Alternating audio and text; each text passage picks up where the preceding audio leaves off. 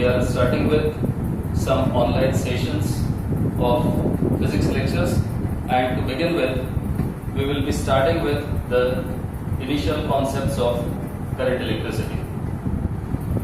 So first thing we are going to talk about in current electricity is about resistors connected in series and resistors connected in parallel.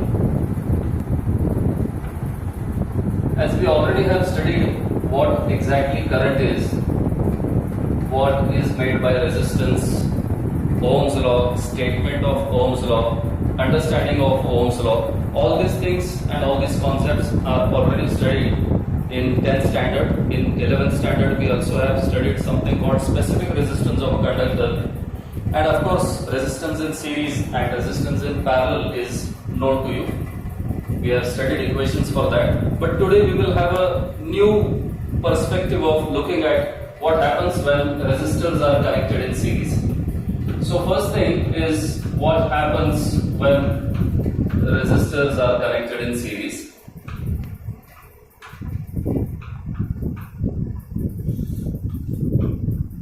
Let's consider that I have got three resistors. Let their values be R1, R2 and R3. They can be any arbitrary values. It can be 10, 15, 20, 10, 12, 15, whatever. So R1, R2 and R3 are the three values of the resistors connected in series. The speciality of series combination is that the same current is going to flow through each and every resistance, and there is no bypass for the current to flow through. That if I is the current flowing through the first resistance, the same current I is going to flow through the second one, the same current I is also going to flow through the third one. Now when I have these three such resistors connected in series, I find the equivalent of all these three resistors is given by Rs is equal to R1 plus R2 plus R3 and so on. If I have n such resistors connected in series, it will go on till Rn. If I have only R1 and R2 are connected in series, the series equivalent resistance will become R1 plus R2. What I further would see here is that if these values were like 10, 15, 20, their addition of all these three numbers, that will always be greater than each of this value. So I understand that the value Rs is going to be greater than R1.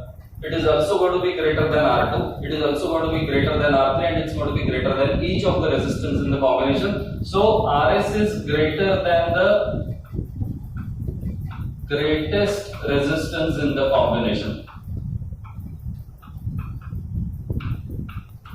That's how I understand this. As per Ohm's law, we have already studied that every time you have got a resistance R, and I is the current flowing through that, it is possible only when you have got a voltage V is equal to I into R applied across it. So here in this case, I find that R1 is the resistance and I is the current flowing through. So it is possible only when there is a potential difference, or what I call in local terms as voltage across it. Same current is also flowing through here and the same current is also flowing through here. So it is but obvious that there has to be a potential difference. Maybe I would call it as V1 is equal to IR1 across the first resistance. V2 is equal to IR2 here. If this is V2 across this and V3 across this, then it is V2 is equal to I multiplied by R2 across the second, and V3 is equal to I multiplied by R3 across the third one. Now I understand that this voltage V1 upon V2 is equal to R1 upon R2, V2 upon V3 is equal to R2 upon R3, such that the potential difference is in this series combination V1 is to V2 is to V3 is equal to, it is R1 is to R2 is to R3.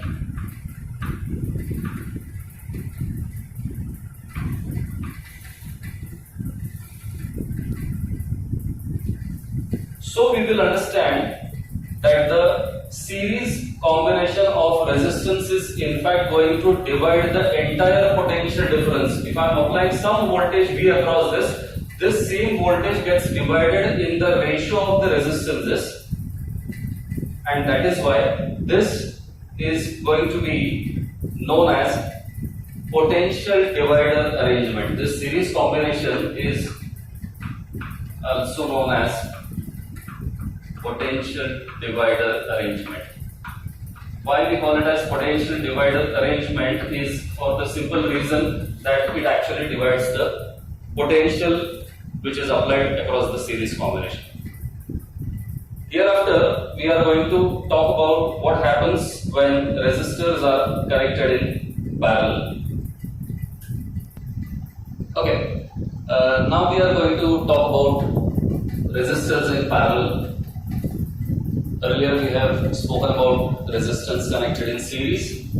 Let me once again consider that I have got three resistors connected in parallel combination. As in series combination, the speciality of series combination was the same current was flowing through in series combination, whereas in parallel combination of such number of resistors, the speciality is that the potential difference or the voltage applied between the two ends of each resistance, maybe if I say this is R1, this is R2, this is R3, the resistors are connected with their end terminals together, as you can see in this diagram. Now if I apply some potential difference V across this, supposing this 10 volt, this 10 volt is applied across R1, this same volt is also applied across R2, this 10 volt is also applied across R3, and if at all the equivalent resistance is called as something like Rp,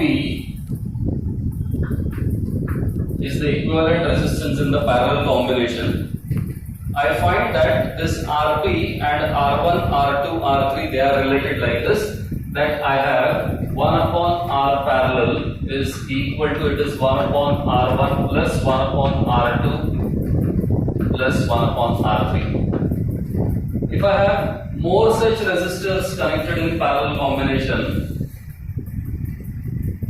I find that it will just get extended to 1 upon Rn. What I understand is that if there were no R2 and R3 connected here, the current flowing through this branch R1 was equal to something like I1, and this I1 according to Ohm's law is V divided by R1.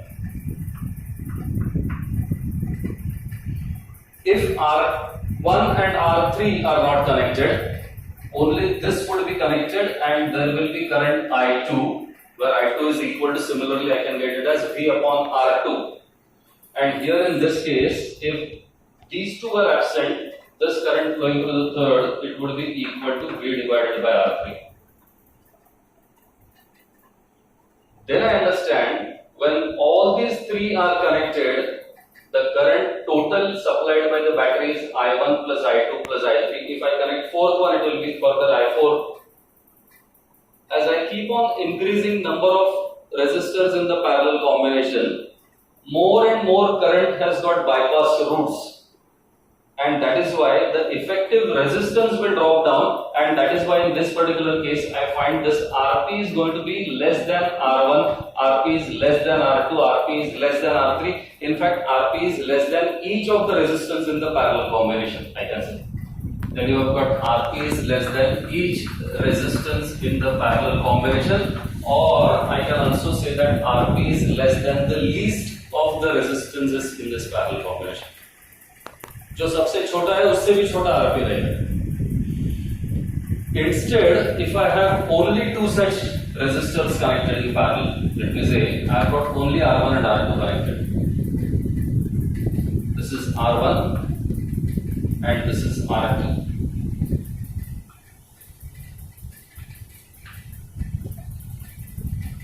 Now in this case, if V is some potential difference applied between these two terminals, if at all R1 and R2 they were equal,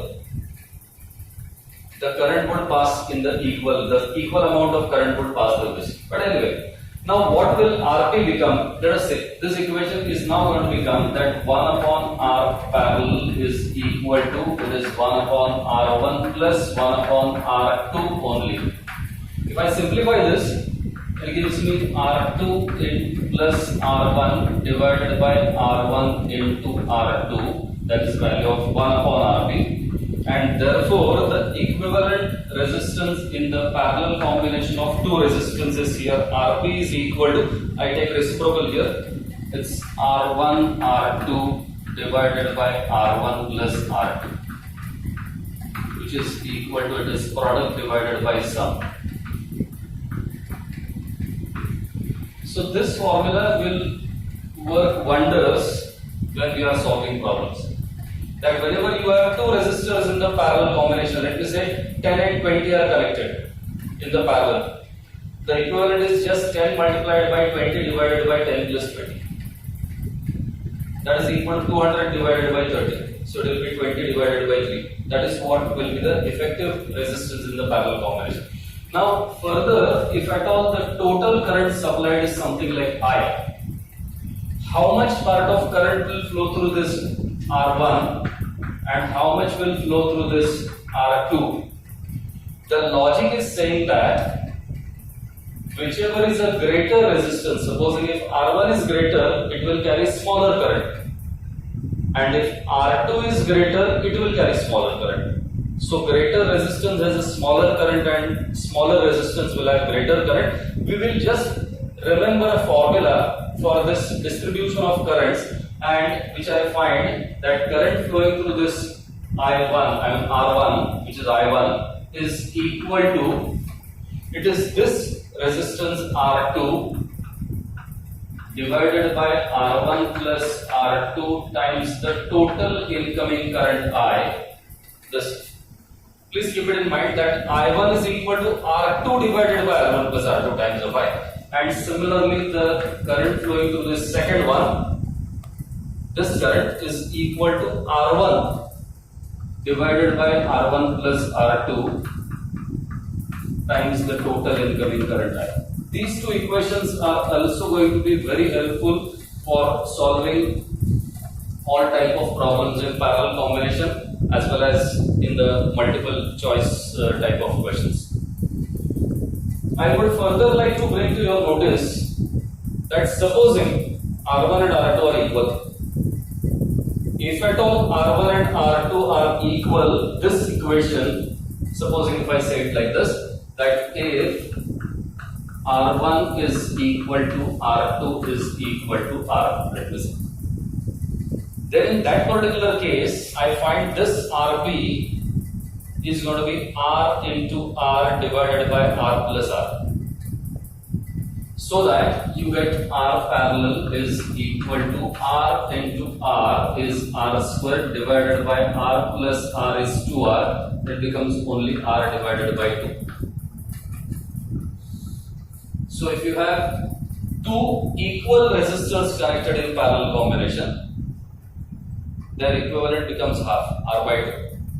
Instead, if I have three equal, R1, R2, R3, all of them are equal, it will become R divided by 3. If you connect 4 equal, it will become R divided by 4. And if you connect n such equal resistors connected in the parallel combination, the equivalent resistance in the parallel combination will in that case become R divided by n.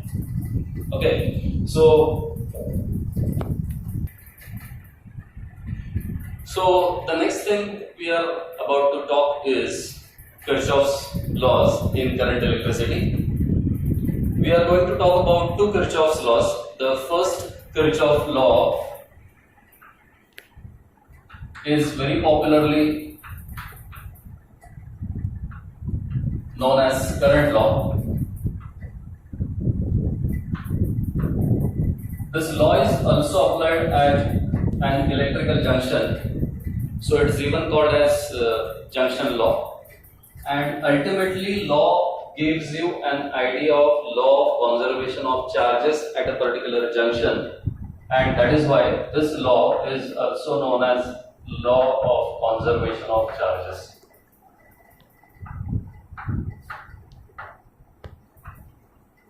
As I said earlier, the law is to be studied at a particular electrical junction, and electric junction is a point at which more than two electric circuit branches are coming together.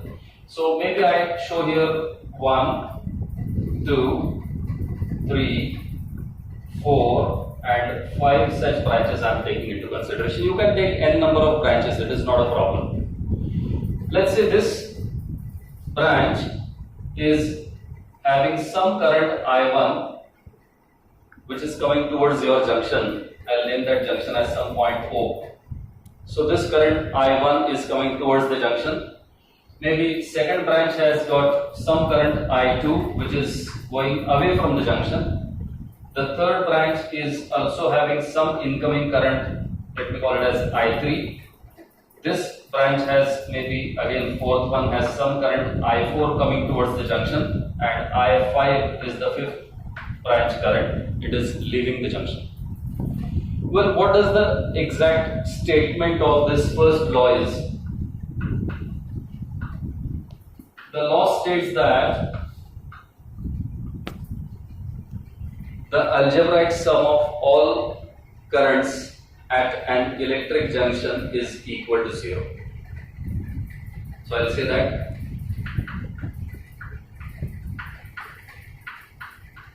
algebraic sum of currents at an electric junction is 0. Whereas I can express it mathematically as sigma of I is equal to 0. Let me say it mathematically it's like this. Which means that the sum of all these currents is supposed to be 0. But if sum of such 5 numbers is supposed to be 0, some of them have to be positive and some of them have to be negative, without which their total cannot be 0. So there are some positive currents in this and there are some negative currents in this. Now what should be taken as positive current and what should be taken as a negative current? There are some conventions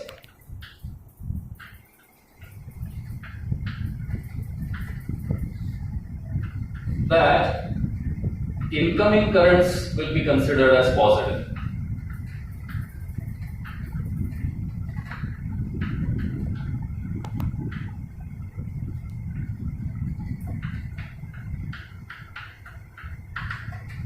And outgoing currents are taken negative.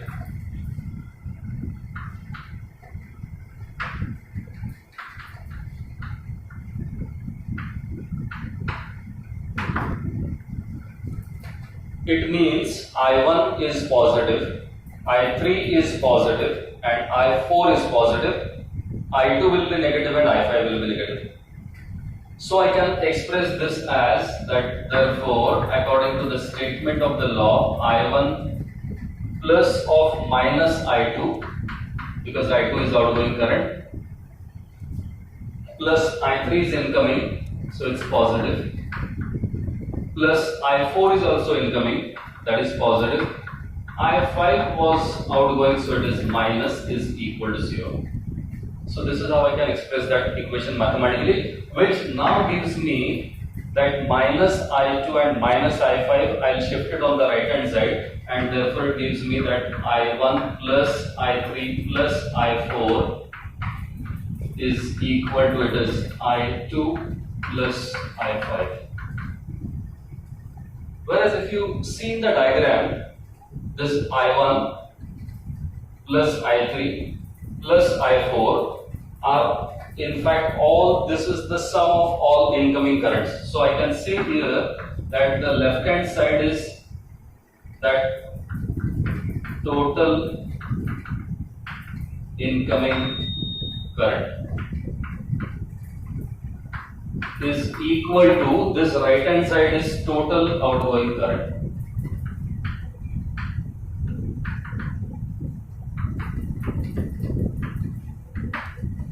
So understand that the total incoming current is equal to total outgoing current is how I can consider logically this particular first law or current law.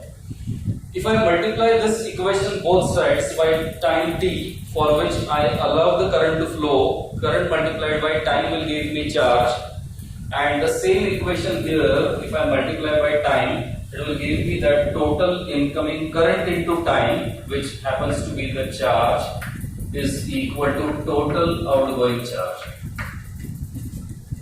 Let's come to this diagram. It means that whatever charges are coming towards the junction, the same number of charges or same amount of charges are also leaving the junction, and that there is no accumulation of charges at any electrical junction, and that is how you say this law is also called as law of conservation of charges. So that was about the first law. After the first Kirchoffs law, we are now going to go for second law, that is called voltage law, or even this law is known as loop law or mesh law, because we are using it in a certain closed loop. The results or the equations that we obtain by using this Kirchoff's second law, they are matching very much with the law of conservation of energy results, and that is why the law is even called as law of conservation of energy.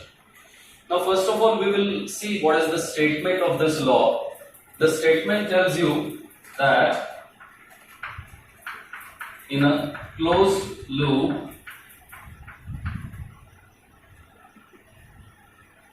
algebraic sum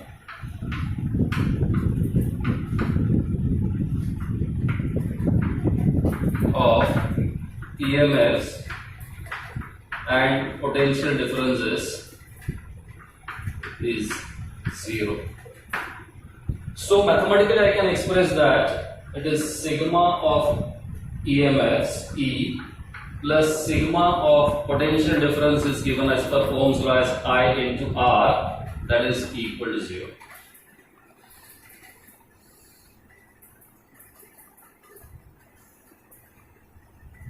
Now this sigma E plus sigma IR is equal to 0 is what I obtain by using the statement of Kirchoff's voltage law. But once again, when we started talking about Kirchoff's current law, we were saying that if some of few things has to be 0, some of them are going to be positive, some of them are going to be negative.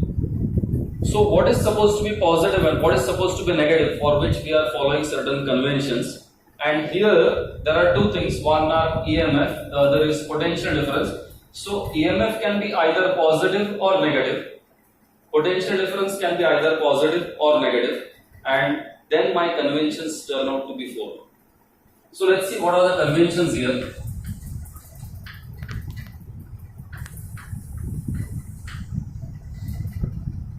First of all, I will talk about two conventions for EMF. Now while studying this Kirchoff's voltage law, we have to actually trace the loop, or we have to trace the closed part of the circuit. While doing this tracing of the loop, you can come across either EMF or battery, or you can come across a resistance. When I come across EMF and supposing I am traveling from negative terminal of a battery to the positive terminal of a battery, that is from smaller potential to greater potential, we will consider EMF to be positive. So I will say EMF is positive in this case. If I am tracing the loop from negative terminal of a battery to the positive terminal of a battery.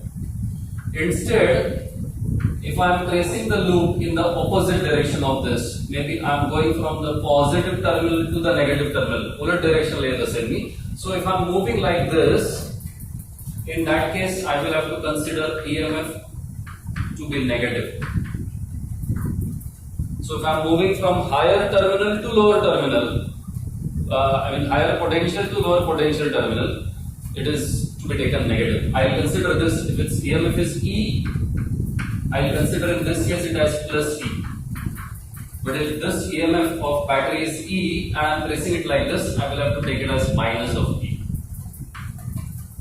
Well, so these are the two conventions of EMF. Now let's talk about potential difference. Potential difference is going to be there every time you have got a resistance R and there is some current I flowing through it. If at all I am moving in the direction of current, like this, the loop is being traced in the direction of current, you have to consider potential difference to be negative. So in this case, I must take PD is negative. So it is to be taken as minus I multiplied by R, like this, in this case. Whereas the same thing, if I am trying to trace the same resistance R which is carrying current I here, but I am tracing resistance in the opposite direction. In this case, I have to take potential difference to be positive. I treat it as plus I into R. So these are the four conventions I am going to follow while using Kirchoff's voltage law. I will just take into consideration a very simple circuit and try to apply this Kirchoff's voltage law equations. Let us say I will draw a very simple circuit which is a very popularly known circuit to study Ohms law for the complete circuit. I have got a resistance R. It is connected to a battery of EMF E and some internal resistance of battery is there, which I will show it a little separate. This, though I am showing it separate, this is actually some internal resistance R. Now, current always flows from positive terminal of a battery to the negative terminal of a battery, so current is going to flow like this. This circuit, whenever we have studied earlier in 11th standard, we have obtained its equation by considering the law of conservation of energy, and the equation that I find here comes out to be like this: E is equal to I inside the bracket capital R plus small r. This is the equation we have already derived by using the old concept of conservation of energy. Now I'll start using Kirchoff's voltage law in this particular loop, but every time I am going to apply KVL or Kirchoff's voltage law, I first of all need to name the vertices. Maybe I'll name this as something like A, this is B, this is C, this is D. So I'll say in loop A, B, C, D, A. If by chance this is like A, B, C, D, A, I am back to the same point A, so the loop is closed. Supposing if you say why only A, B, C, D, A, you can take it in the reverse manner. You can also choose A, D, C, B, A. That also is possible. Now I'll start moving in this direction from A to B. As I move from A to B, I find there is no battery, there is not even any resistance. So A to B, there is nothing I can write. Whereas I start moving from B to C, first thing I come across is a battery. It's EMF E, and I am moving like this from B to C, that is from higher terminal to lower terminal. So higher terminal to lower terminal means minus E. So I will have to write minus E. Okay, after this I have got a resistance R and the current is flowing through this. So it is, I am moving opposite to the direction of current. Opposite to the direction of current is going to give me positive potential difference here. Opposite to the direction of current, when I trace the loop, the potential difference is positive. So here it is plus current I multiplied by small resistance R. Well, I am up to C point, B to C. C to D there is again nothing, and D to A again there is a resistance, means there is a potential difference, and that potential difference is I into R. I am once again moving opposite to the direction of current, so it is positive. I have come back to the same point, so loop is closed. Sum of all these things is equal to 0. So this equation I am obtaining by using Kirchoff's voltage law. Now I can just shift this term E on the right hand side, and then I find that therefore E is equal to, it is I into small r plus I into capital R, where I can be taken common out, and it will be I into bracket capital R plus small r. Now if you see this equation and if you see this equation, these two equations are exactly matching. This one we have obtained earlier by using the concept of conservation of energy. This one is by using KVL, Kirchoffs voltage law. So these two results are matching, and that is how you say this Kirchoffs voltage law also is said to support the law of conservation of energy. We will of course go for a little bit more complicated circuit in which we can find the values of currents by using KVL.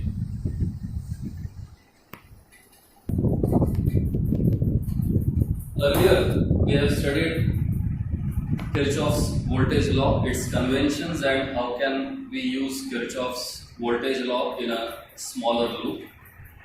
Now we are going to see how can I use Kirchoff's voltage law, how can it be used for a complex circuit in which the battery EMFs are known, the resistance values are known, and the current is to be calculated.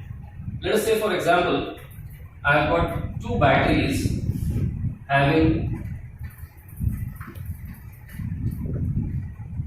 EMF E1 and some internal resistance R1. The other one is having EMF E2 and having internal resistance as something like R2. These two batteries, they are both connected to an external resistance R. So maybe these two ends are connected and it is connected to an external resistance R over here.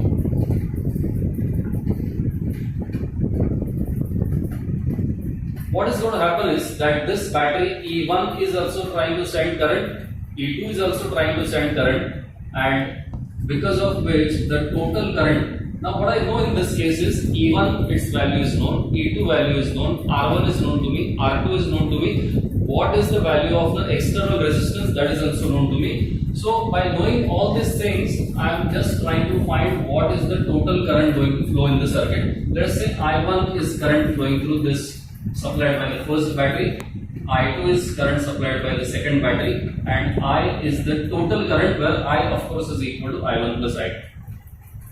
I'll just make this circuit a little bit better in looks, that instead of getting this resistance connected outside, I'll get it connected inside, and the circuit will be made vertical. So the same circuit I can also draw as that E1 is a battery of, E1 is the EMF of a battery. This is E1. Having internal resistance is maybe small r1, maybe battery is E2 plus minus E2, internal resistance of that is R2, and this combination is sending current to an external resistance, the value of which is equal to something like capital R.